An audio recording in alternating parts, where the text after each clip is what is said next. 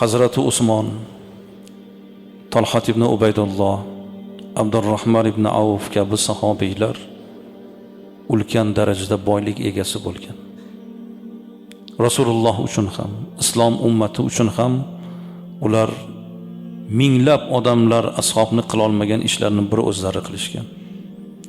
Keyingi asrlarda ham ummatning ichida boylari juda ko'p bo'lgan. Imomi Malik juda katta boy odam bo'lganlar. Imomi Abu Hanifa juda katta boy odam bo'lganlar. Qarangki, bugun biz o'zimiz uchun mo'tabar deb bilgan bu zotlar aslida boy odamlar bo'lishgan. O'sha yashab turgan davrining eng boy odamlari bo'lgan. Imomi Abu Hanifa yashab turgan mahallalarida eng baland imorat shu kishiniki bo'lgan ekan.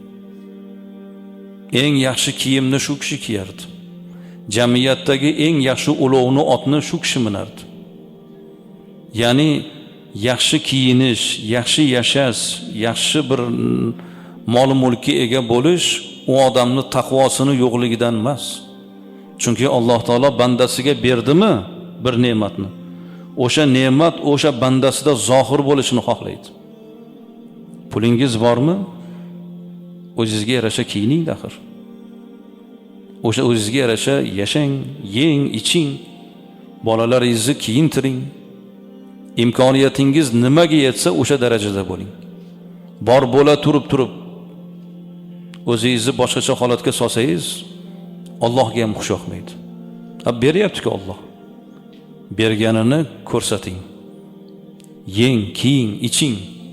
Lekin isrof bo'lmasa bas. Manmanlikka ketmasangiz bas.